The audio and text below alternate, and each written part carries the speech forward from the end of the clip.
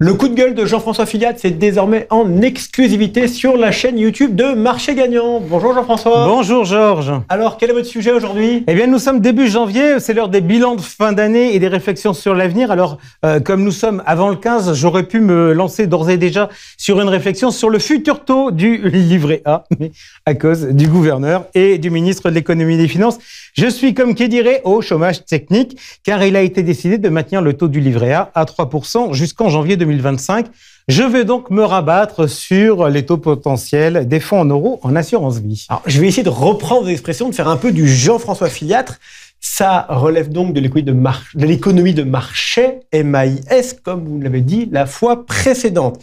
Car vous dites aussi que le taux des fonds en euros, il ne se constate pas, il se décrète. Exactement. Et les assureurs, pour ceux qui n'ont pas encore communiqué, et c'est le plus grand nombre, sont donc confrontés aujourd'hui à une équation et ils doivent y apporter la réponse la plus pertinente possible. Alors, une fois que j'ai dit ça, vous avez bien compris que la problématique du client n'est pas forcément le cœur du dispositif. Alors, si vous le voulez bien, Georges, on va regarder les éléments de l'équation un par un, et on commence par quoi ?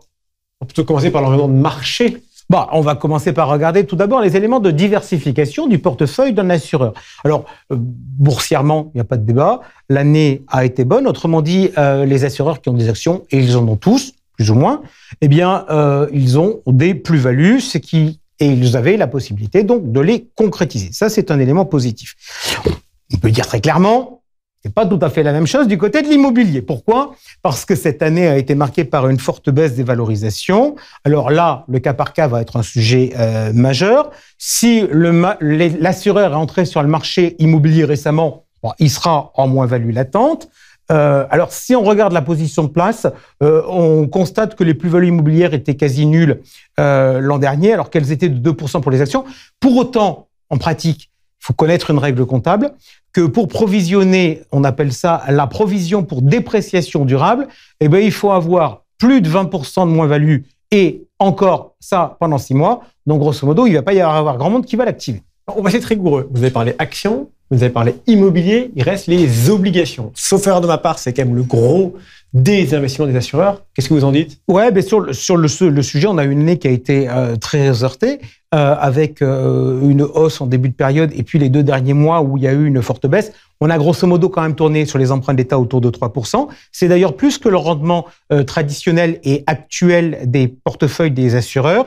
En revanche, parallèlement, il y a un autre élément à prendre en compte, c'est de regarder ce qui se passe sur la situation de la collecte en assurance vie. Et là, on a assisté à une forte décollecte, puisque fin novembre, on avait déjà plus de 25 milliards qui avaient quitté le fonds en euros. Justement, on a une période d'amélioration des taux. S'il y a des retraits, les assureurs, du coup, ils ne vont pas du tout pouvoir profiter de cette période-là, donc c'est catastrophique pour eux. Alors, catastrophique, pardon Georges, mais on va quand même nuancer. Évidemment, le fonds en euros profiterait beaucoup plus de la hausse des taux de 2023 s'il y avait eu de la collecte. Mais en pratique, en fait, quand vous êtes directeur d'investissement d'une compagnie d'assurance, vous avez d'un côté les sorties. Bref, c'est l'argent que vous allez rendre aux gens parce qu'il y a des décès, parce qu'il y a des rachats totaux, parce qu'il y a des rachats partiels.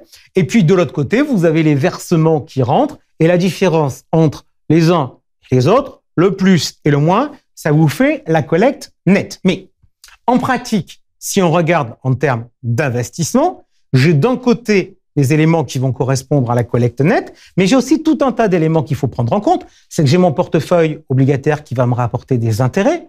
J'ai mon patrimoine immobilier qui va me rapporter des loyers, j'ai mon portefeuille action qui va me rapporter des dividendes, j'ai des obligations qui arrivent à échéance, et tout cet argent-là, je vais le récupérer et je vais devoir, malgré tout, l'investir. Et tout cet argent-là, ça peut faire beaucoup, et en particulier, l'une des différences très importantes, c'est ce que l'on appelle dans le jargon la duration, c'est-à-dire quelle est la durée de vie de votre portefeuille. Il y a des gens, par exemple, à MACSF, qui avaient une durée de vie de portefeuille qui était très courte. Et quand vous avez une durée de vie de portefeuille qui est très courte, vous avez beaucoup de tombées sur votre portefeuille obligataire. Et donc, du coup, vous avez beaucoup d'argent à investir. Ça a été le cas, donc je le dis à la MACSF, qui en plus a eu beaucoup d'argent parce qu'ils ont beaucoup collecté. Cela dit, je le concède. Tout ce que je suis en train de vous dire, c'est quand même de l'information qui n'est pas très facilement accessible pour ma copine Choupinette. Votre copine Choupinette. On a beaucoup échangé avec Choupinette ces dernières semaines, vous imaginez bien. Et Choupinette, elle me dit une chose. Je veux bien rester la copine de Jean-François à une seule condition, qui me donne le taux du fonds en euros? Moi, je vais dire à Choupinette, faut prendre son temps. Alors, si on veut bien, on va commencer par le départ. Je ne sais pas si vous avez été vigilant ou pas, mais l'an dernier, au mois de mars, le régulateur, l'ACPR et France Assureurs ont communiqué pour l'exercice 2022 sur un taux moyen de 2%. Et puis, cet été, on a appris que finalement, c'était 1,91%. Alors, d'ordinaire, les chiffres sont justes dès le printemps, mais cette fois-ci, c'est un peu regrettable, mais a priori, ça arrangeait bien la place de démontrer que le fonds en euros avait franchi le cap fatidique des 2%. Donc, j'ai un scoop pour vous.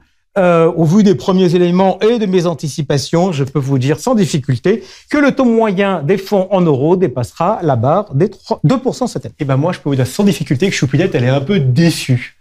Le livret A fait 3%, pourquoi l'assurance vie pas pareil? Alors, juste d'ailleurs, je précise, puisque je vois certains confrères qui aujourd'hui font des comparaisons entre livret A et assurance vie en comparant les taux. Ouais, il faudrait juste comparer l'assurance vie avec les prélèvements sociaux en moins et le livret A, puisque je rappelle que sur le livret A, on ne paie pas de prélèvements sociaux. Donc, le 3%, est-ce qu'on va l'atteindre?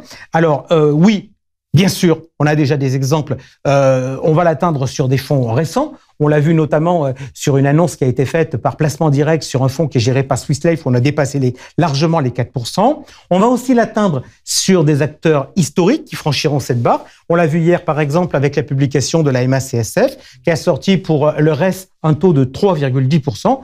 Mais je pense qu'en moyenne, on n'y sera pas. Jean-François, je ne vais pas vous lâcher. Mouillez-vous, donnez-nous un chiffre. La Good Value for Money évoque un chiffre de 2,40% selon ces dernières estimations. Moi, je vais vous dire, j'aime pas l'exercice pour deux raisons, car il y a deux paramètres qui ont leur importance et dont on parle en fait très peu. Un, c'est les réserves. Sur le fond, là, les choses sont relativement simples. On sait qui en a et qui en a pas. Donc, si on prend les contrats associatifs, par exemple l'affaire qui publiera son taux le 16, on sait que les réserves, c'est que dalle. Pareil, si on regarde sur un contrat type ASAC. Donc, ça, c'est un premier sujet. Deuxième sujet, sur les réserves, c'est les banques assureurs. Les banques assureurs, on sait qu'ils sont blindés de réserves. Donc, comme ils ont des réserves, ils peuvent, entre guillemets, faire ce qu'ils veulent. Et on l'a bien vu, par exemple, là encore, en début de semaine, avec la Société Générale. La Société Générale qui a sorti un taux moyen en hausse de 114 points de base à 3,31%. Mais malgré tout, il y a quand même une deuxième question. Et cette deuxième question, elle est beaucoup plus difficile à trancher. Cette deuxième question, c'est l'inflation. Pourquoi? Parce que Choupinette, elle n'a pas en tête que le fonds, la performance de son fonds en euros, ça peut faire du yo-yo. Elle se dit qu'il y a des tendances macroéconomiques et que ça a vocation à lisser les échos. L'an dernier, je disais que les taux devaient être crantés. Bref, je disais, si vous sortez du 3% pour 2022, vous serez obligé de faire la même chose en 2023. Et j'ai un peu tendance à penser la même chose aujourd'hui. Et ça pose la question suivante. Qu'est-ce que va donner l'inflation dans les périodes à venir? Est-ce que Christine Lagarde va réussir son pari de faire rentrer le dentifrice dans le tube? Belle expression. Eh bien, si vous croyez qu'elle en est capable et que vous êtes assureur, vous avez aujourd'hui nul intérêt à taper trop haut dans le rendement que vous avez à distribuer. Or, si je regarde la position des marchés à court terme, a priori, ils sont dans cette humeur. Bref, ils pensent que l'inflation va fortement redescendre. Bon, du coup, j'entends quand même de vos propos une bonne nouvelle. Ça faisait longtemps que ce n'était pas le cas. Les taux des fonds en euros repartent à la hausse. Ouais, mais en revanche, je vais vous en donner une mauvaise, si vous la voulez, en face. C'est pas la peine. C'est que 2023, ça va être le retour de l'injustice. 2024. Pour 2023, donc les taux qui vont être annoncés en 2024, mais les taux de 2023. Donc, pourquoi? Parce que les assurés d'un même assureur auront des traitements différents. Alors, vous connaissez la politique des bonus pour les porteurs d'unités de compte, et vous savez que je n'aimais pas ça.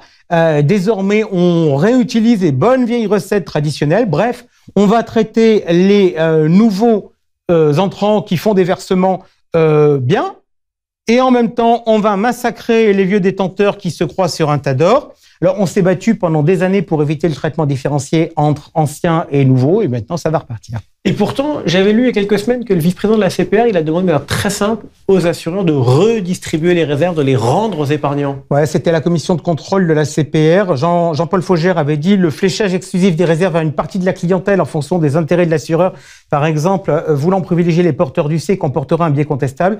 Eh bien, moi, je vais vous dire, moi, j'avais eu le sentiment de m'être fait avoir avec les déclarations de Bruno Le Maire sur l'épargne populaire, qui nous avait fait laisser croire qu'on aurait un petit coup de pouce pour le livret A. J'ai appris à être ultra sensible aux mots et on nous parle de privilèges aux porteurs des unités de compte, donc de la guerre précédente, mais pas du fléchage actuel vers les nouveaux porteurs. Alors évidemment, en plus, on nous dit qu'il ne faut pas que ce soit exclusif, et évidemment, ça ne sera pas exclusif. Donc, je pense qu'une fois encore, la CPR ne défend pas franchement Choupinette. Bon, Jean-François, vous cassez mon enthousiasme sur la hausse des fonds en euros, mais comment conclure ? Bon, en hausse pour le taux, plus injuste assurément, ça devrait être les caractéristiques du cru 2023 des contrats d'assurance vie. Heureusement, il y a potentiellement, alors avec tout ce qui se passe d'un point de vue gouvernemental aujourd'hui, on ne sait pas trop, mais il y a la loi Pacte 2 qui se profile. Ça pourrait être l'occasion de revenir sur les obligations de transparence qui sont imposées aux assureurs, notamment pour leur demander de montrer. Moi, c'est un truc, ça me plairait bien de montrer au sein d'un même contrat combien a touché l'épargnant le moins bien loti et combien a touché l'épargnant le mieux loti, alors qu'aujourd'hui, on doit simplement faire la moyenne. Et naturellement, une moyenne, vous savez, ça gomme les disparités. Et puis, peut-être, allez, soyons fous, on pourrait remettre sur la table un sujet qui m'est cher, la transférabilité des contrats d'assurance vie d'un assureur vers un autre. Vous savez qu'on a le droit de transférer son compte courant, son PEA, son épargne retraite.